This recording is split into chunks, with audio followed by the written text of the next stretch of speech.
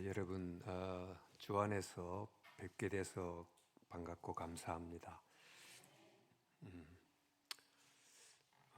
처음 뵙기 때문에 어떻게 또 인사를 드려야 될지 모르겠습니다만은 저는 한 지역 교회에서 25년 목회하고 또 은퇴를 한 다음에 여기서 멀지 않은 그 에스라 대학원 대학교에 또 섬기는 직을 또 맡게 됐습니다. 그래서 이런 이 고향 지역에 와서 살아가면서 이 지역이 참 고향 같은 곳이구나 이런 생각을 하고 고향을 좋아하고 또 배워가고 있습니다.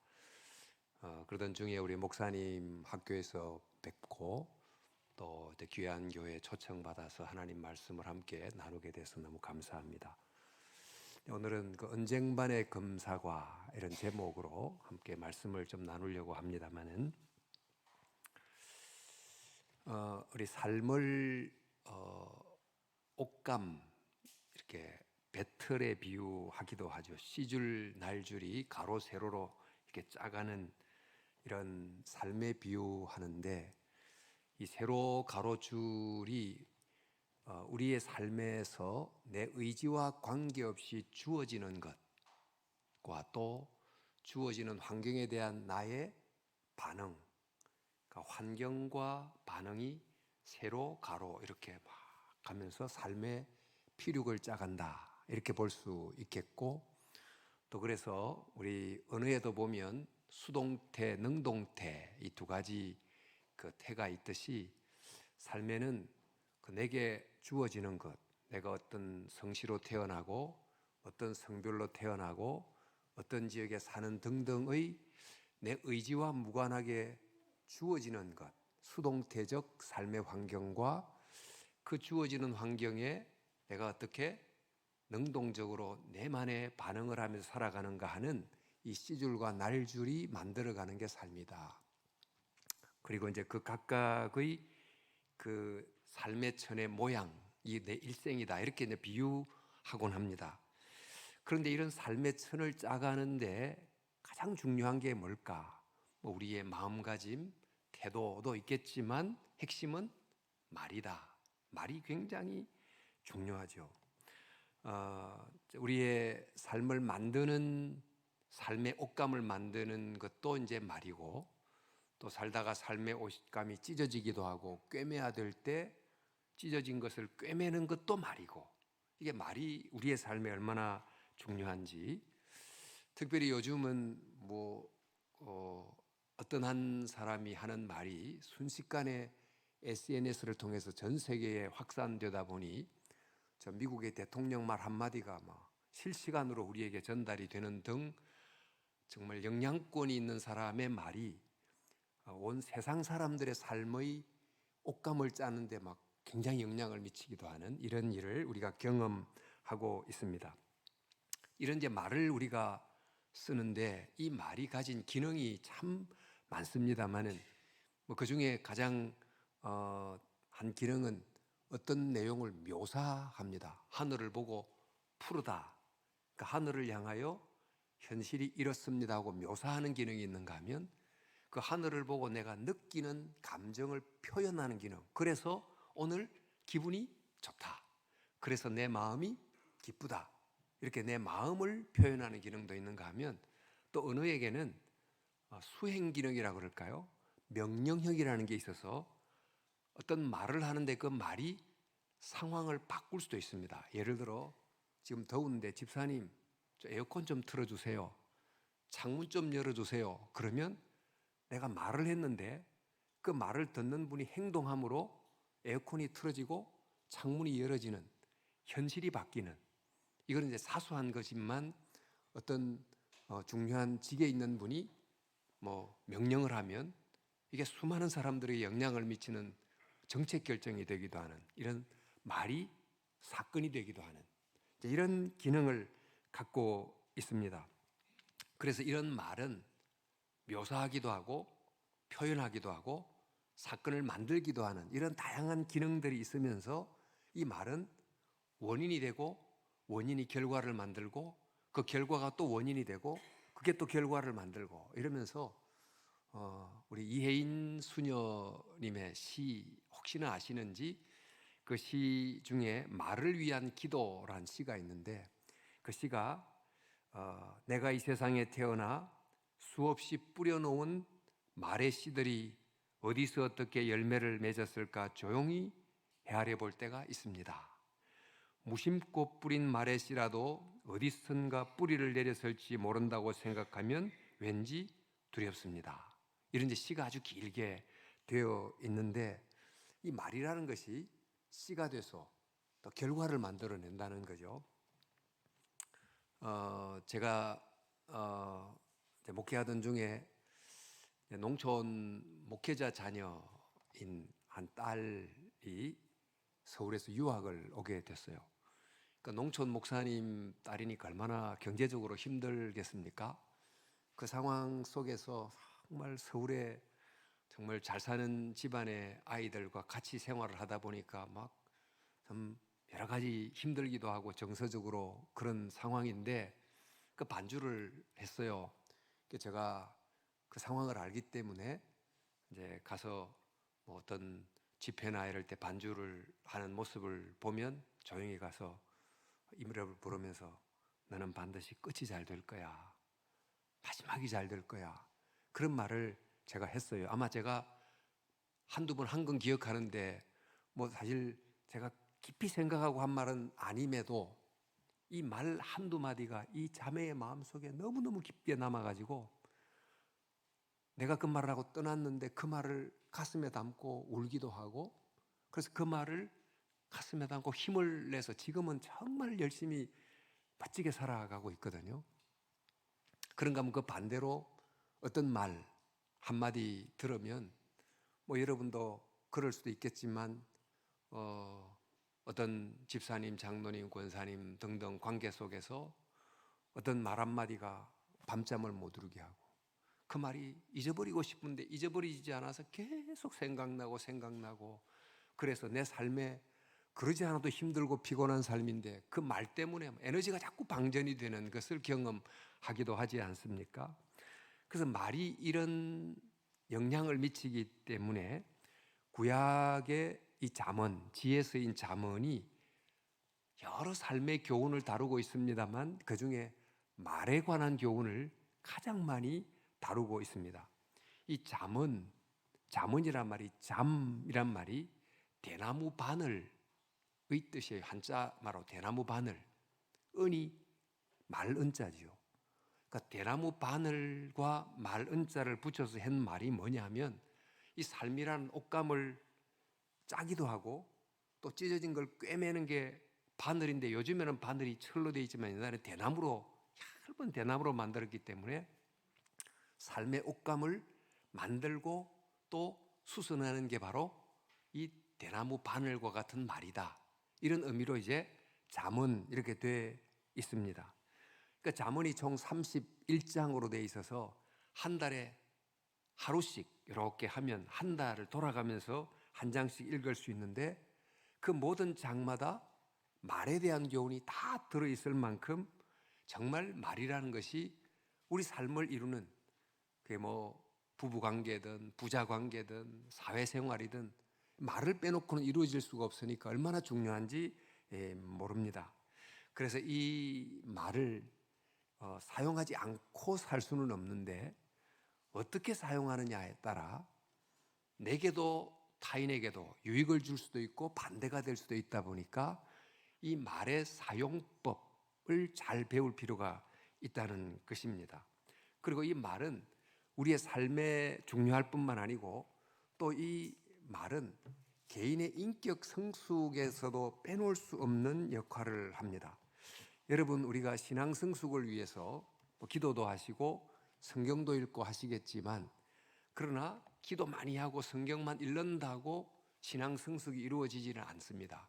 사실 우리의 삶에서 말하는 이 말을 컨트롤할 수 있는 그 훈련, 즉 말을 내가 할 말을 하고 하지 않을 말을 하지 않는 이런 말을 통제할 줄 아는 이 훈련이야말로 인격 성숙에 반드시 필요한 것이다. 그래서 야고보 사도가 우리가 다 실수가 많고 또 말에도 실수가 있지만 그러나 말의 실수를 줄여가면 그 사람은 성숙한 사람이 된다. 온전한 사람이 된다. 이렇게 말하면서 우리가 이 말을 지혜롭게 성숙하게 사용할 줄 알아야 된다고 가르쳐주고 있습니다. 자, 그러면 이제 이 잠언이 말하는 것을 중심으로 해서 이 말, 뭘 생각해야 되나? 이 말은 먼저 말은 내용과 말을 담는 그릇, 이 두 가지가 반드시 함께 있다. 그러니까 말의 내용과 말을 하는 방식이 분리될 수가 없다. 이 점을 먼저 기억해야 됩니다. 우리는 내가 바른 말을 했어 이렇게 생각하면 내가 진실된 말을 했으면 됐다 생각할지 모르지만 그것이 어떤 방식으로 말했는가, 이것이 굉장히 중요하다.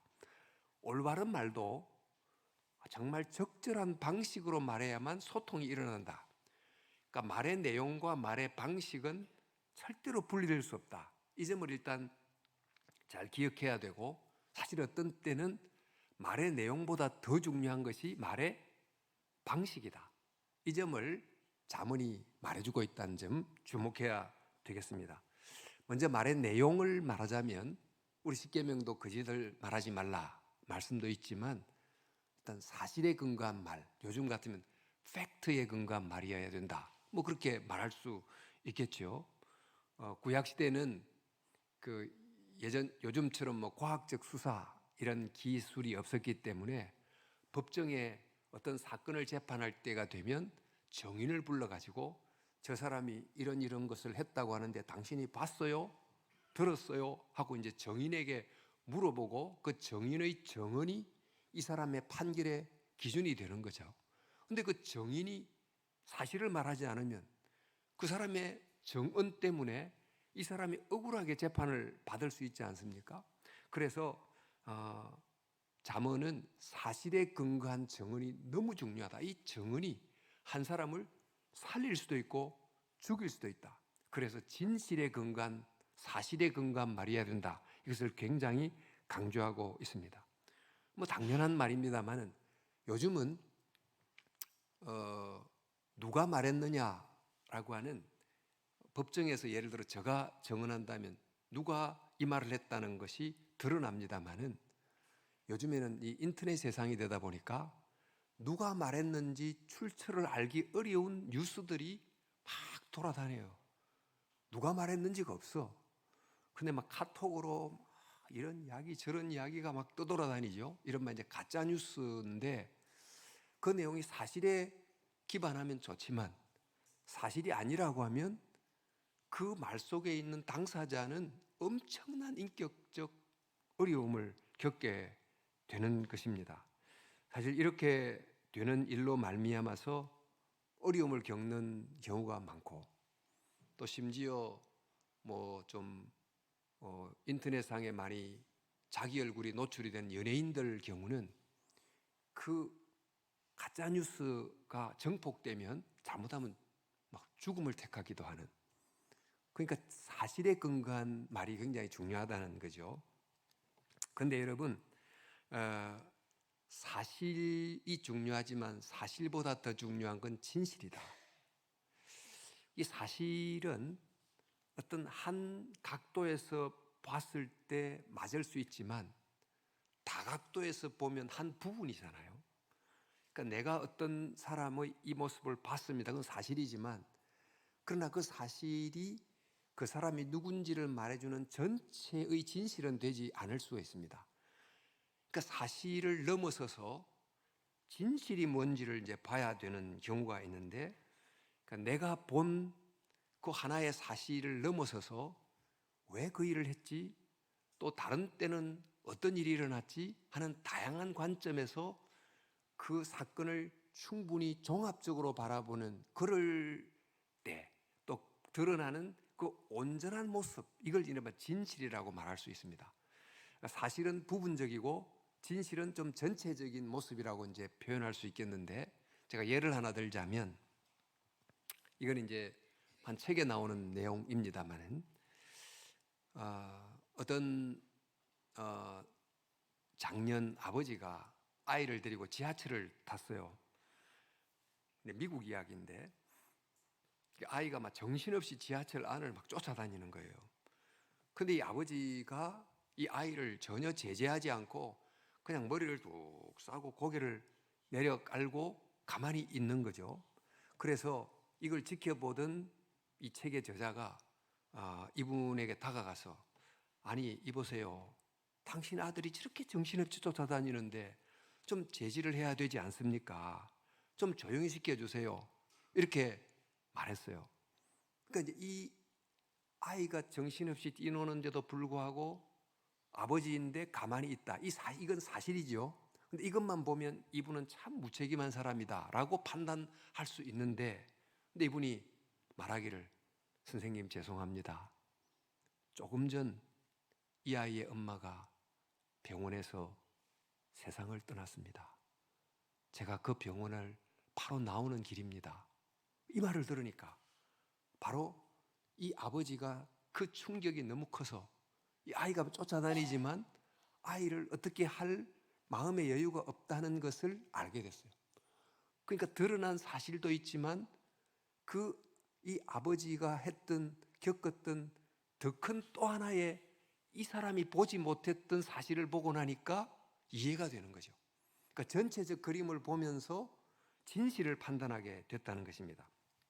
그래서 우리가 말을 할 때 내가 본 이 순간의 사실만 갖고 이 사람은 이래 하고 판단할 수 있지만, 그러나 이 사람이 왜 그랬을까? 그 깊은 이유가 뭘까?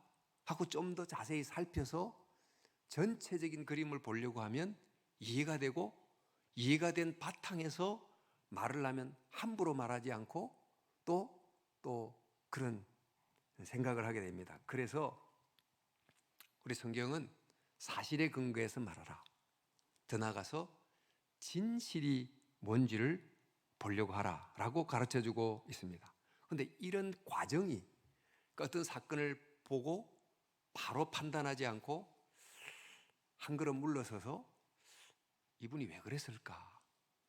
그럴 때 이분의 마음이 어땠을까? 무슨 다른 일이 있었겠지? 이렇게 자꾸 금방 판단하지 않고 또 그분의 정말 속사정까지 알아보려고 노력하는 그 과정, 이 과정이 우리를 신앙적으로 성숙하게 만드는 과정이 된다는 것입니다. 우리 19절 중에 한 사람이 온다, 그 사람의 일생이 온다, 이런 19절 혹시 들어보셨나요? 여러분, 우리 앞에 어떤 분이 와요? 근데 내가 딱 보는 그 순간, 지금 나는 그분의 이 순간만 보는 거죠. 그러니까 그 순간을 보고 첫인상이라는 게 있잖아요. 저분이 보니까 좀 이렇게 보여 하는데, 내가 지금 본 이 순간의 그 느낌 하나만 갖고 판단하면 될까요? 그 사람의 오늘 뒤에는 그 사람의 과거, 정말 살아왔던 40년, 50년, 60년의 인생이 있는데, 그 인생을 다 보면 비로소 이해되는 더 깊은 진실이 이 빙산에 숨겨진 모습처럼 존재하는 것입니다. 그래서 우리는 무슨 말을 할 때 좀 드러난 한 부분의 사실만 말한다. 물론 사실을 말했으니까 틀린 말은 아니지만, 그러나 그 사실만이 아닌 드러나지 않은 더 많은 사실들을 종합해서 충분히 이해하고 말하려고 하는 진실에 기초한 말을 하려고 노력해야 된다라는 것을 깨달을 필요가 있습니다. 여러분, 우리 이렇게 하면 말을 쉽게 하지 않게 되고요, 말을 할 때마다 함부로 판단해서 말하지 않고, 그래 제가 이런 모습을 보긴 했지만 그러나 또 다른 면이 있겠죠, 좀 더 생각해야 될 면이 있지 않겠습니까? 이렇게 하면서 쉽게 단정하지 않고 그분의 인격을 함부로 대하지 않는 그런 조심스러운 태도, 이런 과정이 바로 그 사람을 살릴 뿐만 아니고 우리의 신앙을 성숙시키게 하는 과정이다. 그래서 진실에 근거한 말, 이게 중요하다는 이야기를 드리고, 그런데 제가 이제 말의 내용이 사실에 근거해야 되지만 더 크게는 진실에 근거해야 된다, 이 말씀을 드렸는데, 또 그와 함께 정말 중요한 것은 말의 방식, 즉 어떤 방식으로 말하는가, 말의 그릇이죠. 아무리 좋은 내용도 말을 하는 방식이 이상하면 그 내용이 전달이 안 되죠. 오히려 기분 나쁘게 들리지 않습니까? 요즘 이제 소통에 관한 학문도 굉장히 다양합니다만, 뭐 대학 가면 이제 커뮤니케이션이라고 하는 아주 학과도 존재하는데, 그 학과의 중요한 내용 중에 하나가 그 메시지, 미디어가 메시지다, 이런 말이에요. 여러분, 지금 선거철이지 않습니까? 뭐 선거 후보자들이 좋은 말을 다 합니다. 뭐 듣기 좋은 말 얼마나 많이 하는지 몰라요. 근데 그 말을 들으면서 말은 좋은데, 그런데 그 말이 듣기 좋다고 다 고지고대로 들으세요? 그러지 않고 그 말을 하는 사람이 누구냐를 생각하고, 그 사람이 평소 믿을 만하다 그러면 고지고대로 듣지만, 평소 그렇지 않는 사람이 막 공약을 남발하면 못 믿겠어, 뭐 이렇게 되지 않겠습니까? 그러니까 그 사람의 됨됨이, 즉 말을 하는 그 메신저가 누구냐에 따라 그 메시지가 전달되기도 하고 전달되지 않기도 한다. 그런 점에서 이 말하는 방식, 이 누가 말하느냐, 이 굉장히 중요한데요. 사실 연구에서 보면 말의 내용보다 말의 방식이 그 소통에 있어서 몇 프로 좀 차지한다고 학자들이 말하냐면, 말의 내용이 있어요. 좋은 내용, 말하는 방식이 있는데, 말하는 방식이 소통에서 90%를 차지한대요. 저도 이걸 듣고, 야, 학문적 연구는 그래요. 어떤 말투로 말하느냐가 90%를 차지한다는 거예요. 그러니까 어떤 표정으로, 어떤 태도로 딱 말하는데 벌써 딱 눈을 내리깔고 이렇게 말하면 아무리 좋은 말도 일단 딱 마음을 닫아버리지 않겠어요? 그러니까 말하는 방식이 굉장히 중요하다는 것입니다. 우리 화장품 이름 중에 요즘에는 하도 다양해서 뭐 전부 다 외국말, 뭐 우리가 지금 한국에 사는지 뭘 잘 모를 이상한 브랜드 이름이 많은데, 저는 아주 멋있는 화장품 이름이 꽃을 든 남자. 지금도 그 화장품이 있는지 모르겠는데, 이 남자가 사랑하는 이에게 당신을 사랑해요라는 내용을 전하고 싶은데, 어떻게 해야 그 여인의 마음이 열려서 소통이 되나요? 꽃을 들고 사랑을 말해야지. 뭐 꽃을 들지 어떤 방식으로 말하느냐가 중요하다, 그 말이잖아요. 꽃을 들고 I love you 말해야 문이 열린다, 그런 뜻일 겁니다. 그 어떤 태도, 어떤 표정, 어떤 자세가 그 말하는 내용보다 때로는 훨씬 더 중요하다는 거죠. 자녀에게 말을 할 때도 그렇습니다. 사실 아이들이 부모의 말을 잘 듣습니까? 안 듣습니까? 사실 잘 안 듣습니다. 근데 제가 이제 어떤 책을 보니까 이런 책이 있어요. 엄마가 말투를 바꾸어야 아이가 행복해집니다. 그런 책 제목도 있고요. 모든 관계는 말투에서 시작한다, 이런 제목의 책도 있습니다. 부모의 말을 잘 안 들어요. 그럼 우리는 어떻게 생각하죠? 저놈이 왜 저래 말을 안 듣지? 정말 하고 막 소가리를 하고 그러는데, 정말 말을 잘 안 듣는 아이의 문제이기도 하겠죠. 그러나 상당 부분은 말을 하는 부모의 방식, 부모의 태도 때문이라는 게 대부분 연구하는 사람들의 결론입니다. 우리 김창옥 씨, 여러분도 자주 보시죠? 저도 이제 보면 이 뭐 설교 때보다 더 은혜가 돼요. 이 참 말씀을 통해서 막 감동이 되고 눈물을 흘리고 해야 되는데, 이 상담을 하면서 그 딱 한마디, 탁 가슴을 탁 내리는 그 한마디가 그냥 울컥하게 만드는 경우가 굉장히 많은데, 이분이 자주 하는 말 중에 잔소리가 뭔지 알아요? 그런 잔소리는 옳은 말을 기분 나쁘게 하는 게 잔소리예요. 그러는데 이제 부모님을 향해 그러는 거예요. 부모님이 자녀에게 틀린 말 하는 거 봤냐고요. 다 옳은 말 하는데 자녀가 듣기는 기분 나쁘게 한다는 거예요.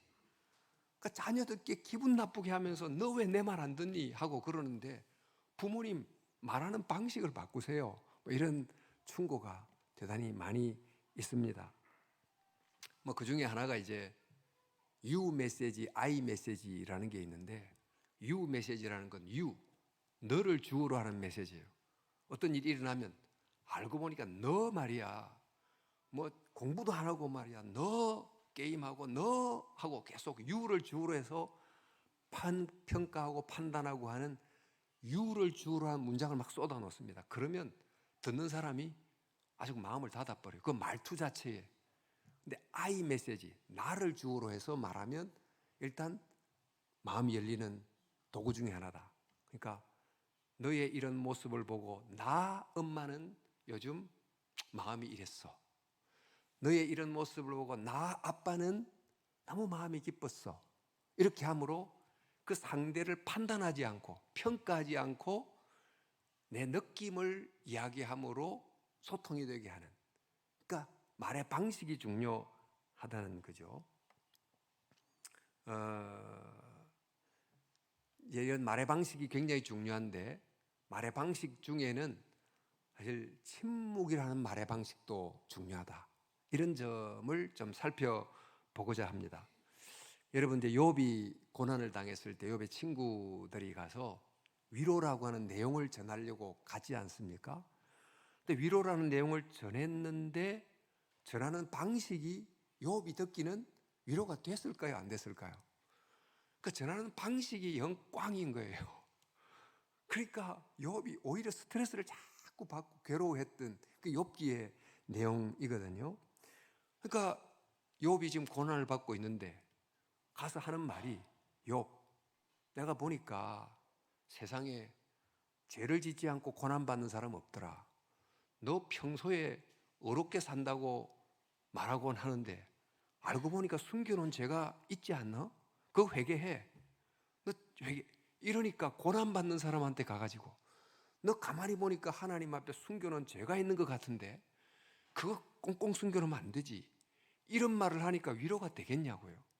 그런 방식으로 가서 막 안 그래도 괴로운 사람 마음을 그냥 꽉꽉 끌고 놓은 그런 방식을 했단 말입니다.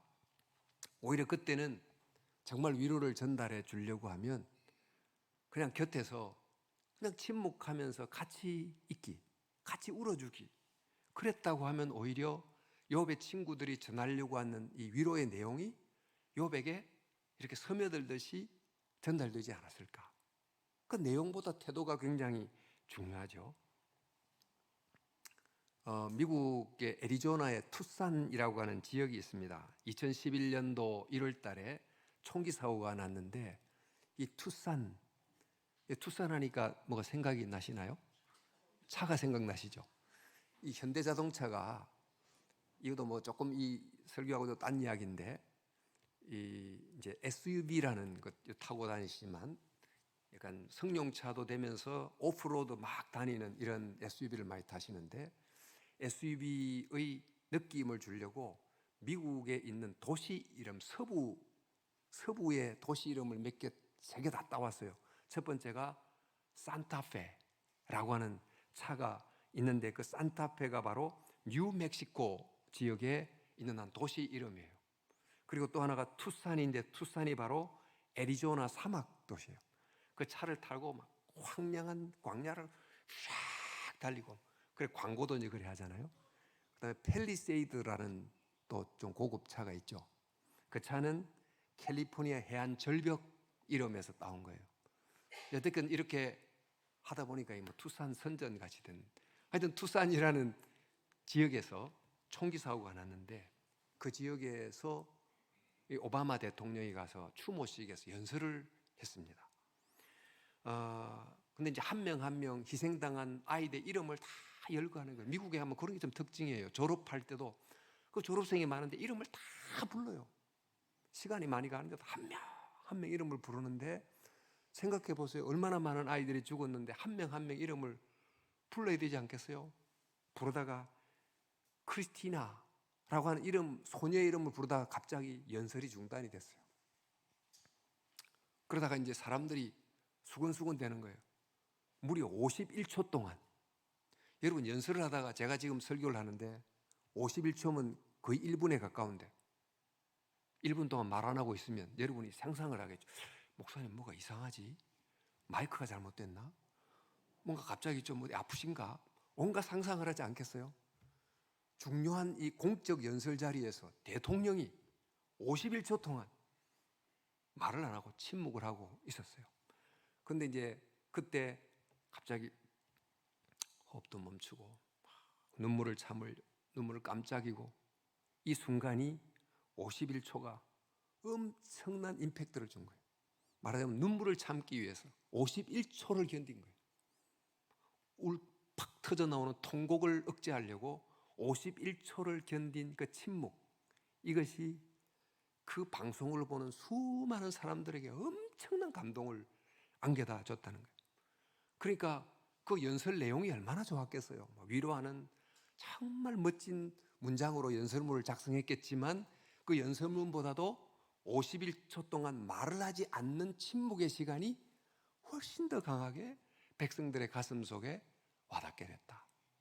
그러니까 말하는 방식이 매우 중요하다는 것을 알 수 있습니다. 제가 아는 한 장로님이 계신데, 이분은 법관이고 굉장히 높은 직위에 계신 분이셨는데, 이 아이가 이제 사춘기 시절을 지나면서 굉장히 힘들었어요. 그러니까 이분이 또 이제 법관이시다 보니까 사실 사리 판단에 근거해서 아이를 차근차근 체근도 하고 따지기도 하고 그렇게 했지 않겠습니까? 그러면 대부분 아이들이 더 옳은 말을, 아버지가 옳은 말 하면 예 하고 듣습니까? 대부분 더 빗나가잖아요. 아버지가 옳은 말 하는데 아이는 빗나가는 그런 일을 흔히 많이 이제 겪는데, 어떤 것이 아이를 바꿨는가? 아버지가 뭐 틀린 말 했겠어요? 정말 아이의 잘못을 정말 신사적으로 말을 했음에도 안 되는데, 이제 그 아버지가 기도를 하는데 그 다음부터는 잘못을 전혀 말하지 않고 늦은 시간에 막 들어올 때 아버지 방에 약간 이제 방문이 열려 있었겠죠. 그 늦은 시간까지 무릎을 꿇고 기도하는데, 이 아이가 오다가 가만히 들어보니까 아버지가 울면서 조그맣게 기도하는 소리를 듣는 거예요. 한 번 듣고, 두 번 듣고, 세 번 듣고, 그러다가 아들에 대해 꾸중한 말도 안 하고 정말 그대로 기다려주면서 아버지는 그저 기도하면서 우는 이 조용한 울음이 아이를 바꿔버린 거예요. 그때부터 아이가 완전히 돌아서게 돼요.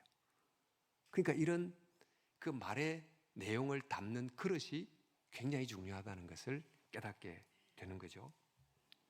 자, 여러분, 이제 저는 지금 소통은 말의 내용과 말의 방식 두 가지로 이루어져 있다. 그 중에 이제 그 사실도 중요하지만 진실은 더 중요하다. 또 말의 방식이 굉장히 중요하다. 그런 말씀을 했습니다. 그래서 이 잠언이 말의 내용과 말의 방식이 결합되는 것을 시적인 언어로 표현하기를 언쟁반, 이게 뭘까요? 말의 방식. 어떻게 말하느냐? 금사과, 말의 내용. 금사과라고 하는 좋은 말의 내용이 언쟁반이라고 하는 좋은 말의 방식에 담기면 이거야말로 금상첨화죠. 이게 바로 우리가 해야 되는 합당한 말, 경우에 합당한 말, 성숙한 말이에요. 정말 이런 말을 하면 나도 살고 너도 살고, 이 말이 얼마나 힘을 가진지 모릅니다. 그래서 잠언에 보면 이런 말을 두고 말이 꿀송이처럼 달다, 보약처럼 힘이 된다, 그 입의 대답으로 말미암아 기쁨이 된다, 또 지혜의 샘이 된다, 지혜의 샘은 솟구처럼 내와 같다, 적당한 말로 대답하면 입맞춤과 같다. 다양한 표현으로 이것을 기록하고 있습니다. 이제 이런 경우 예들을 많이 경험하기를 바라는데요. 뭐 이럴 때는 적절한 유머라는 그릇에 담아 내용을 전달하는 것, 또 겸손한 또 태도에 담아서 전달하는 등등도 있겠습니다만, 제가 목회할 때 정말 초신자가 이제 직분을 받게 됐어요. 그러니까 전혀 예수를 모르다가 어쨌든 교회를 다녀서 집사 직분을 받게 됐어요. 그래서 이제 구역 모임에 가서 서로 돌아가면서 뭐 이야기를 하는데 구역에서 말하기를, 여러분, 목사님이 제게 집 사줬어요. 그래서 제가 무슨 집을 사줘요, 요즘 같은. 아니, 집 사주셨다니까요. 그러니까 집사를 집 사주셨다. 이렇게 이제 풀어가지고 유머 있게 해가지고 얼마나 막 그 자리가 빵 하고 터졌는지 모르는데, 실제로 집사직 받고 구역에 모여서 목사님이 제게 집 사주셨어요. 이렇게 했더니 얼마 지나서 진짜 집을 샀어요. 아주 이런 재미나는 유머의 그릇에 담아서 고마운 마음을 표현하는 게 얼마나 재미나기도 한지. 또 이제 온 구역장 경우는 이제 종강, 저희는 이제 방학을 조금씩 하고 했는데 종강을 할 때 이제 구역장이 구역원 모두에게 손편지를 써가지고 편지를 다 이게 작은 선물에 담아준 거예요. 여러분, 그냥 선물 주는 것도 감동인데 프린트를 해가 주는 것도 좋지만 손편지로 직접 편지를 쓰니까 이게 손편지라고 하는 그릇에 내용이라야 뭐 별거이겠어요. 집사님 고마워요, 집사님 사랑해요 등등 비슷비슷한 내용인데 손글씨라고 하는 그릇에 담았더니 다른 그릇보다 훨씬 더 강력하게 온 거예요. 그게 이제 방식이 중요하다는 것을 깨닫게 됐습니다. 여러분, 지금 저희들이 이렇게 정말 좋은 그릇에 좋은 내용을 담아서 해야 되는데, 이제 마지막 한 가지를 좀 말씀드리고 말씀을 맺고자 합니다만은, 이렇게 되면 좋지만 항상 그렇게 되나요? 잘 안 되잖아요.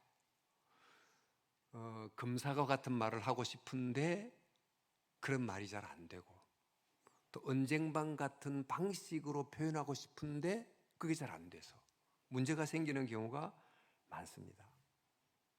어떨 때는 뭐 이런저런 일로 어떻게 그런 말을 할 수 있냐, 어떻게 그런 식으로 말할 수 있나 이러면서 다툼도 생기고, 또 뭐 집안에 갑자기 냉전이 막 찾아오고 뭐 이런 등등이 있지 않습니까? 근데 이제 그럴 때, 그 현실인데, 그럴 때 사단이 그 틈을 이용합니다. 우리 에베소서에 보면 분을 내어도 죄를 짓지 말고 해가 지도록 분을 품지 말고 마귀에게 틈을 주지 말라, 이런 말씀이 있어요. 마귀의 특징은 계속 가르는 거예요. 계속 분열하는 건데, 어떤 틈이 좀 생겼다 싶으면 그 틈을 귀신같이, 귀신이니까 귀신같이 알아가지고 들어와가지고는 계속 갈라놓는 거예요. 그래서 또 오해하게 만들고, 뭐 그분이 실제로 그런 게 아닌데 그 말 한 거 봐, 평소에보다 그 사람은 원래 그런 사람이야, 아니 그보다 더 나쁜 사람이야, 상상을 해가지고 막 그 사람을 훨씬 더 나쁘게 생각하고 이렇게 이제 만들도록 사단이 역사하는 거죠. 바로 그럴 때 정말 좋은 말은, 이때 좋은 말이 뭐냐? 용서와 사과하는 말. 이런 말을 즉각 좋은 그릇에 담아서 용서와 사과의 내용을 담아 전달함으로 소통이 이루어지도록 해야 된다는 것입니다. 이것을 잘하는 것, 이 그리스도인이에요. 용서를 잘하는 것, 사과를 먼저 하는 것, 이게 정말 주님께 순종하는 자들입니다. 제가 이제 미국에 유학할 때인데 저희 아이가 그때 3살쯤 됐습니다. 저희 아이가 3살인데 말을 너무 잘해가지고요. 이제 이때 주일날 아이를 데리고 교회를 가면 저희 아이가 어디 갔는지 찾을 수가 없어요. 어른들이 막 이렇게 데리고 가고 저리 데려가 말을 붙여가지고 아이하고 이야기하면서 그 재미에, 아기들이고 말대꾸하면 그 재미나게 하면 그 재미나잖아요. 그러니까 막 권사님 저 데리고 가서 막 앉혀놓고 막 너 물어보면 아이가 대답하고, 장로님이 데리고 가 저기 앉아있고, 그렇게 말을 잘했어요. 너무 말을 잘했는데, 근데 이제 어느 날 저와 아내가 이제 말다툼을 했고, 저도 이제 한 말을 좀 막 다투고 나면 금방 풀지를 좀 못해가지고 좀 꽁하고 이래가지고는 저도 말 안 하고 집사람도 말 안 하고 그런 시간이 쫙 시작이 됐어요. 그 저는 도서관 가가지고 아예 집에 뭐 잘 안 오고 하여튼 집사람은 집사람대로 막 방에 있고 이런 이제 냉전이 막 시작이 됐는데 며칠 후에 갑자기 아이가 말을 더듬기 시작하는 거죠. 진짜 말을 그래 잘하는 아이가 갑자기 아빠 엄마 이렇게 말을 더듬는데 이게 갑자기 얘가 왜 이러지? 하고 생각을 하고 굉장히 당황하다가 제가 이제 마침 그 주에 여전도에 강의를 했는데 그 가정생활에 대한 제목을 부탁받아 가지고 지금 두 사람이 지금 냉전 가운데 있는데도 막 안 그런 척 하고 좋은 말을 하고 이제 왔어요. 근데 마음에 부담이 막 돼가지고 제가 이제 손편지를 저를 변호도 하지만 내가 좀 잘못됐던 건 또 사과한다는 내용의 손편지를 썼고 집사람도 또 그것을 받아서 자기가 쓰고 이러면서 서로가 정말 먼저 말을 걸기가 굉장히 어려웠는데 말을 건네고 사과하고 이랬는데 참 이상한 게요. 바로 그날부터 아이가 말이 딱 풀린 거예요. 말을 평소처럼 너무너무 잘하는 거예요. 그래서 제가 느낀 게 이 사단은 틈이 나기 시작하면 이걸 이용하려고 하는구나. 틈을 주지 말아라. 이 성경 말씀이 정말 옳구나. 이 생각을 해서 사람 살다 보면 그런 일이 없을 수 있나요?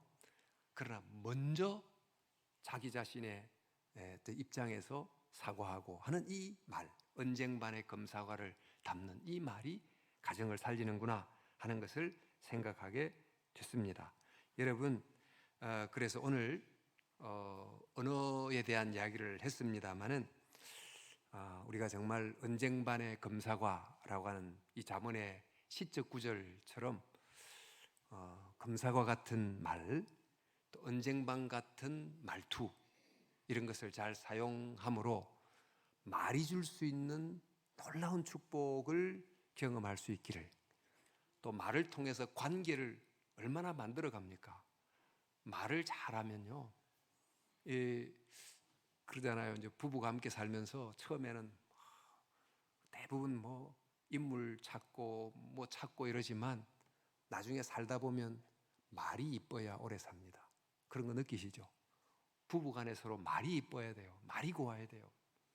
그러니까 말을 정말 곱게 예쁘게 하면 관계가 갈수록 풍성해집니다. 그래서 여러분 이 교회 안에서 가정에서도 말을 통한 풍성함이, 또 교회 내에서도 계속 서로를 격려해주고 배려해주고 칭찬해주고 나는 낮추고 이렇게 하는 겸손과 배려에 말을 계속함으로 이 언어라는 게 인간이 가지고 있는 놀라운 하나님의 선물인데 이 선물을 잘 사용함으로 정말 하나님이 주시는 놀라운 행복, 기쁨, 감사, 위로가 충만한 삼능교회 될 수 있기를 진심으로 축복합니다.